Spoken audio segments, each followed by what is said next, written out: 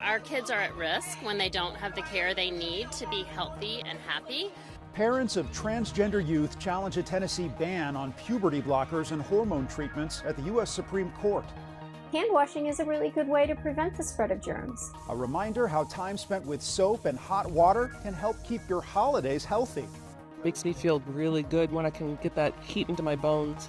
And how more Americans are warming up when temperatures plunge.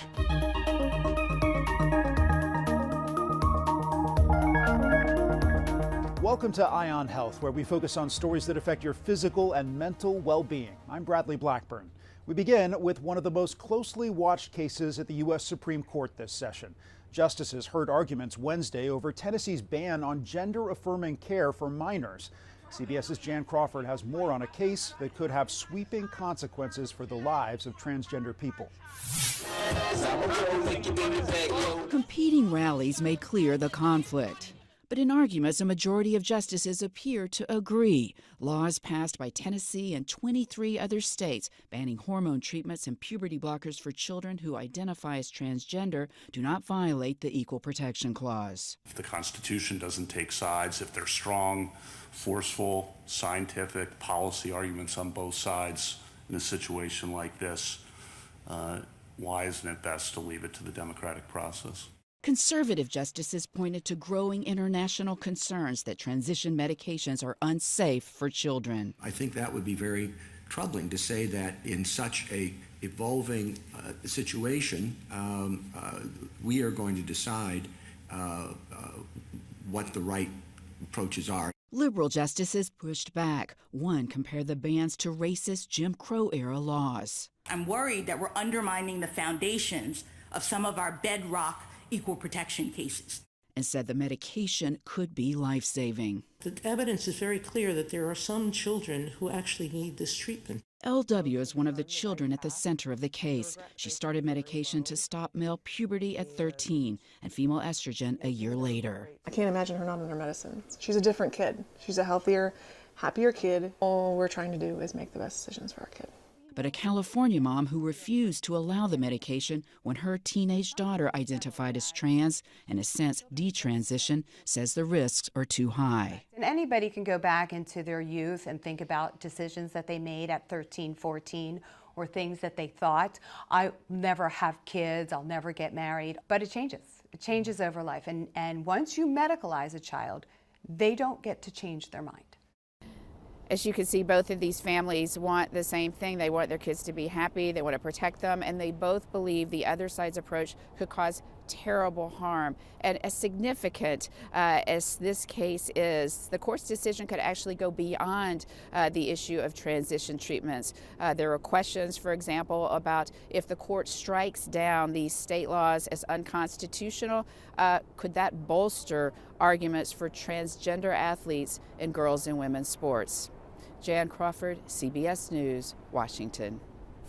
The British Parliament has taken an historic first step toward legalizing assisted dying for the terminally ill. Several other European countries, as well as Canada, Australia, and New Zealand, also allow it. Here in the U.S., assisted dying is legal in 10 states and the District of Columbia. CBS's Ramy Inocencio reports. Assistance to live, not to die. As teary appeals rolled, a 10-foot-tall puppet of a British judge brandishing a syringe loomed with opponents of a bill that would open the door to legal assisted death. As a Christian, it's murder, it's wrong. The scriptures say, thou shalt not kill. Critics say it would put the vulnerable at risk and that end-of-life care needs to be improved so people would choose to live. Just steps away, proponents of that bill stood calmly in solidarity with the bright pink Campaign for Dignity in Dying. My best friend died crying in agony, begging us to put an end to her life. It's just everybody's personal choice. Jenny hopes for that choice. She has terminal cancer and says she wants a more humane way to die. To allow my children to see me in a peaceful state will be so much better for them. Inside Parliament's House of Commons, Order, order. Ministers debated passionately but respectfully. Kim Leadbeater introduced the bill. Any one of us or our loved ones could be unfortunate or unlucky enough to receive a terminal diagnosis. The legislation applies to people expected to live 6 months or less. 2 doctors would need to give approval, then a judge. The person must administer the lethal drugs themselves. The ayes to the right, 330.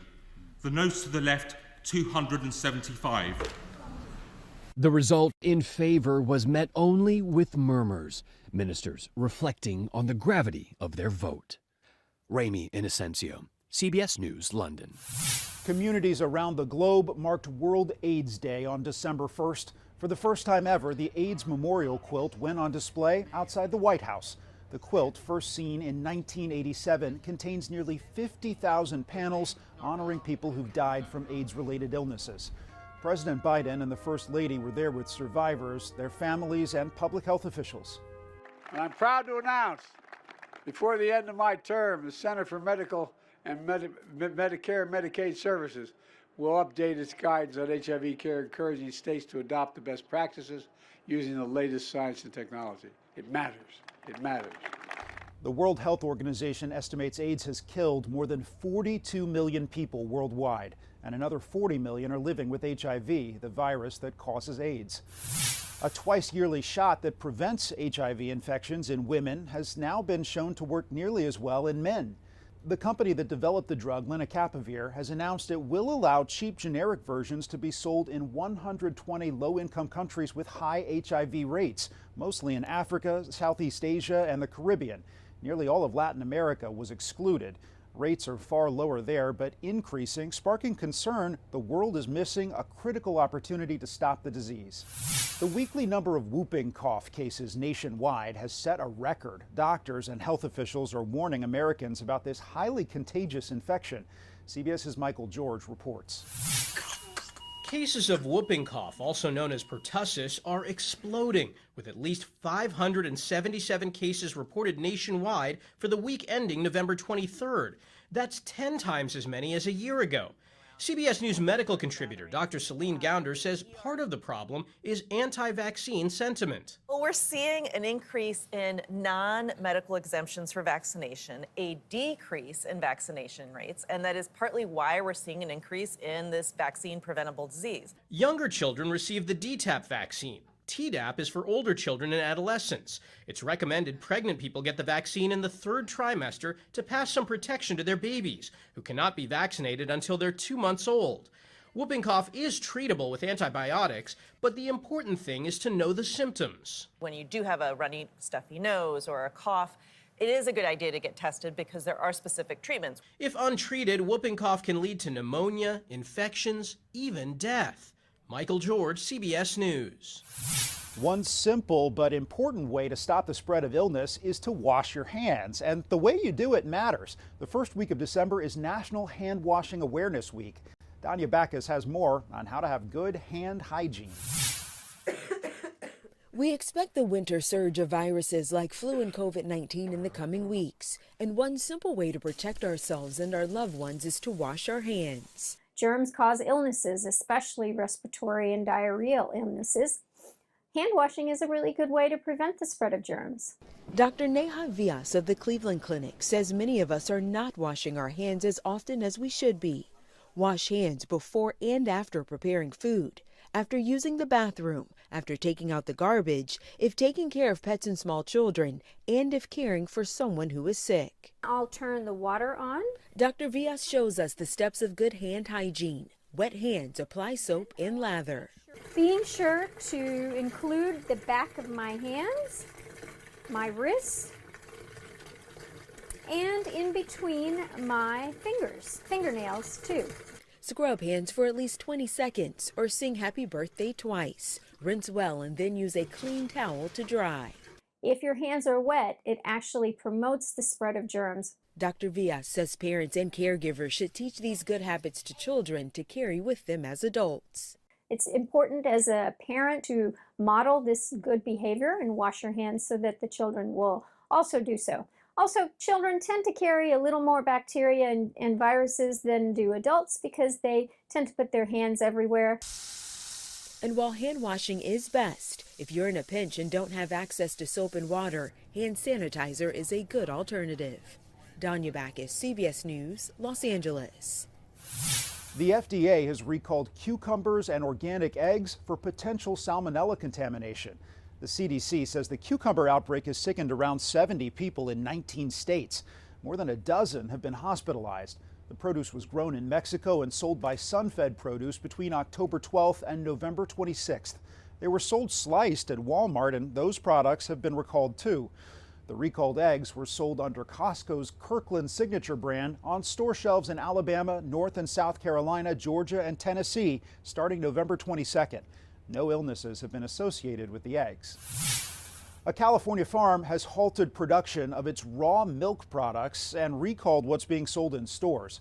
Health and agriculture officials say they found bird flu virus in multiple retail samples, as well as the dairy storage and bottling site. The recall covers all raw farm milk and cream produced between November 9th and November 27th.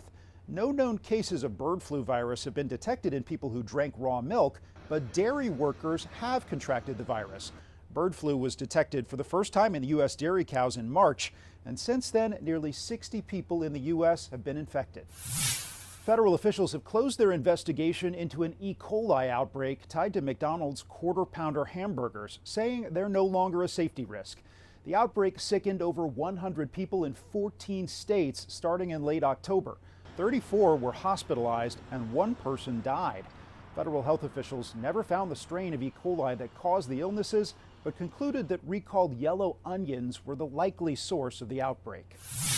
After the break, celebrating the holiday safely, we'll tell you how to prevent a Christmas tree fire and what doctors are saying about increased alcohol consumption at holiday parties.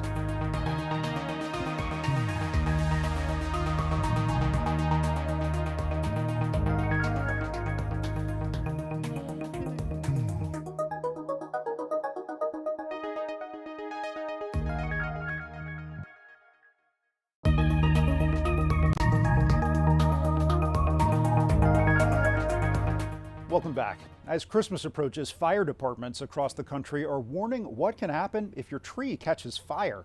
Fire crews in Detroit demonstrated how fast flames can consume a dry tree. Their advice to keep your home and family safe this holiday season: buy a fresh tree and cut 2 inches off of the trunk, water your tree daily, don't overload electric outlets or circuits, and only use cords if they're in good condition. A couple other tips: keep space heaters away from the tree, never leave candles unattended, and ensure that you have a working smoke alarm. Another potential health hazard during this holiday season comes from alcohol. It's estimated that Americans drink double their usual amount this time of year, but all those extra toasts could harm your health. The holidays are a time to toast the season, but there are health consequences with drinking alcohol. The World Health Organization says there is no safe amount of alcohol consumption, citing years of research on the risks and harms associated with drinking. All alcoholic beverages, including wine, beer, and liquor, are linked with cancer, according to the CDC. Alcohol is a real toxin, and it can get inside of cells. It can cause damage to the mitochondria, which make energy. They're the powerhouses of the cells. To the DNA, which can be important in terms of cancer. Alcohol can increase the risks of esophageal, stomach, and breast cancer, as well as liver disease, cardiovascular disease, and stroke. CBS News Chief Medical Correspondent Dr. John LaPook says less is more in terms of alcohol risk. Have something in your stomach and have a plan. Say, I'm going to come in here and not like, well, whatever happens, happens. I'm going to think about what I'm going to do. And the first drink should be with something in your stomach. And make sure to hydrate before, during, and after the holiday party. Getting behind the wheel after a holiday party where alcohol is served can have devastating consequences. Drunk driving deaths, specifically in the month of December, are at the highest level in nearly 15 years. I spoke with Mothers Against Drunk Driving Ambassador Sheila Lockwood about why it's so important to celebrate safely. If you're going to go out and celebrate, if you're going to go out and have a good time, please make sure that you've got a safe ride home. And if you're hosting, also be a good host and make sure that no one leaves the party, no one leaves your event impaired. If they need to go home, make sure they've got a safe ride. They've got ride share, they've got a sober driver, or they can stay the night. Sheila, I know that you were impacted by this yourself, which is why you're such an outspoken advocate on this. And please, if you would, just please tell me a little bit more about your story and your son's story.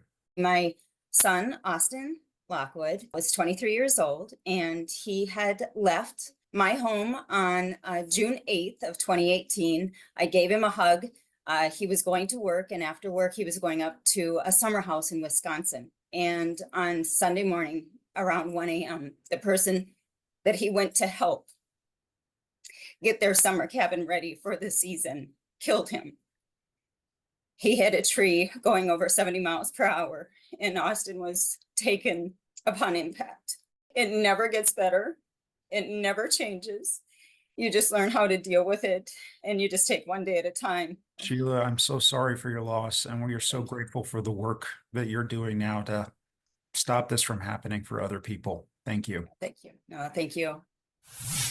At this busy time of year, you may not be getting enough sleep. In fact, a new Gallup poll finds more than half of Americans say they would feel better if they got more shut-eye. On CBS Mornings, sleep psychologist Michael Bruce shared an action plan for that in his new book, Sleep, Drink, Breathe. He says everyone needs a power down hour before bedtime that could include things like turning off electronics, taking a hot bath, or light stretching, whatever relaxes you. And he says sleep can even help you lose weight. It's amazing how much you lose weight during sleep in terms of how that also has an effect on your weight loss later on, in terms of cravings, in terms of appetite. Bruce also showed our CBS Mornings hosts how to check if they're hydrated enough. Just quickly pinch and lift up the skin on the back of your hand. If it goes back to form within 2 seconds, you're probably well hydrated. Imagine never having a moment of silence. That's a reality for nearly 20 million Americans who experience tinnitus, or ringing in the ears. Some even hear the sound of their own heartbeat.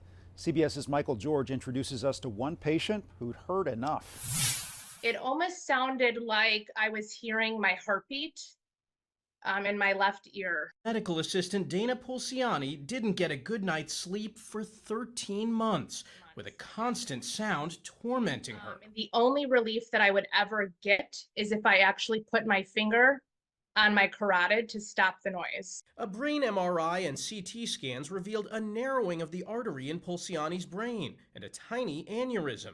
She was ultimately diagnosed with an uncommon version of tinnitus called pulsatile tinnitus. If that narrowed segment is very close to the base of skull, that noise can get transmitted to our ears. Dr. Ali Shaybani is an interventional neuroradiologist at Northwestern Medicine.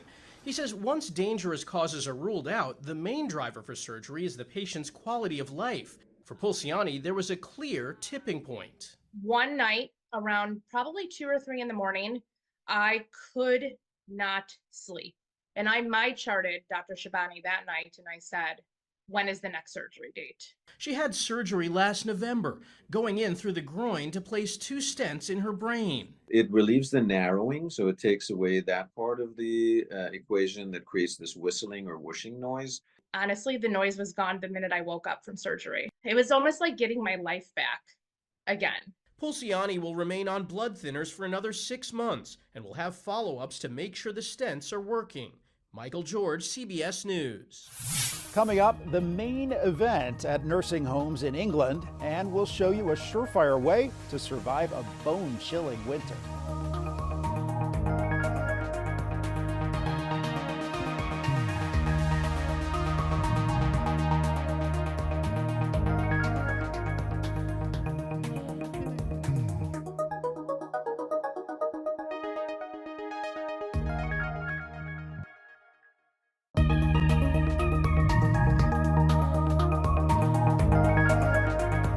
Welcome back. Often when you watch movies, there's a group that you rarely see on the screen, the disabled. But there's a growing number of disabled actors and filmmakers who are calling the shots. CBS's Danya Backus explains how they're working to change the narrative. Cool shoots, man. Lee Pugsley is a Hollywood triple threat. Actor, director, producer. He is also blind. When people ask you, how do you do this? What is your answer to that? The same way anyone else does it. I still need to find a cast. I still need to find a crew. I just wanted someone to notice me. And Pugsley is getting noticed following his Best Picture win at this year's Easter Seals Disability Film Challenge. The whole vision of the Easter Seals Disability Film Challenge is to not wait for Hollywood, but to go create as much as we can on our own. Beep, beep. Miguel, it's Peter. we got an anomaly. Thank you. Spider-Man Into the Spider-Verse and Lego Spider-Man actor Nick Novicki We got a packed house here, you guys. started the Disability Film Challenge 11 years ago.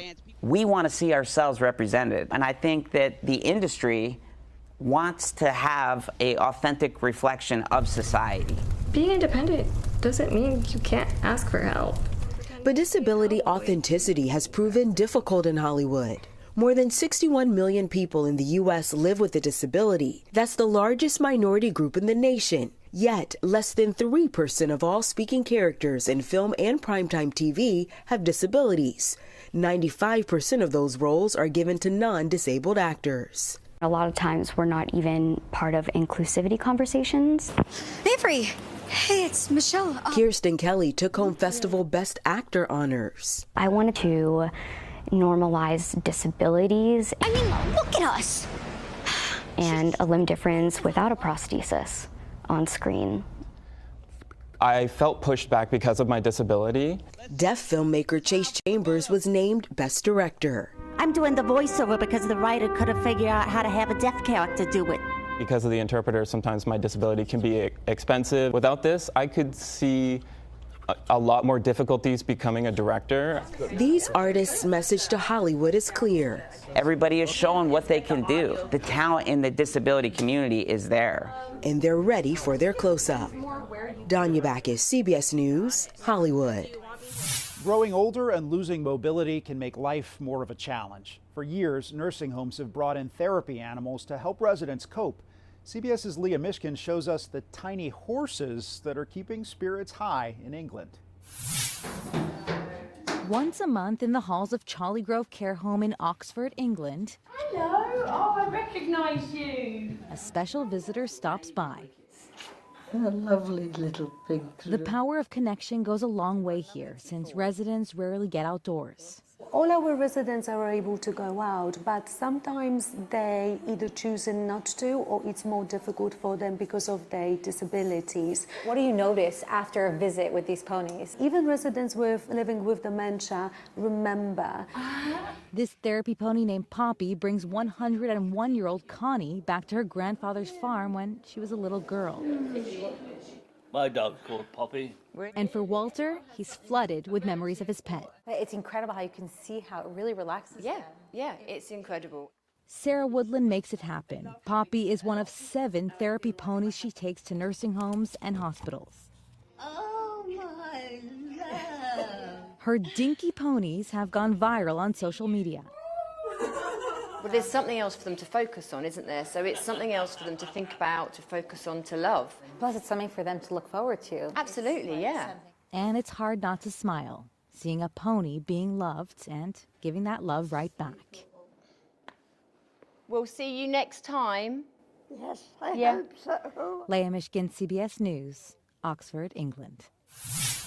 Finally, this half hour, frigid temperatures have set in across much of the U.S., and it can make some people want to hibernate, but it's firing up sauna enthusiasts. The practice of heating up and cooling down became an internet trend following the COVID-19 pandemic. Check out this mobile wood-fired sauna set up next to a frozen lake in Eagan, Minnesota. After about 12 minutes of sweating in 185-degree temperatures, participants step outside and rest in 15-degree temperatures. They repeat that process 3 or 4 times. These Minnesotans say the practice also helps them connect with others during a season that can feel isolating. I think it helps with depression. I think it helps with a seasonal affective disorder. I think it helps with just a general overall mood boost. You get your heart rate elevated when you're in the heat. When you come out, your heart kind of decreases. After a round of sauna, you sleep like a baby that night. And that frozen lake? Well, brave sauna goers can enjoy a cold plunge between sweat sessions. Ending on a warm note, that's this week's Eye on Health. I'm Bradley Blackburn. Thanks for joining us, and be well.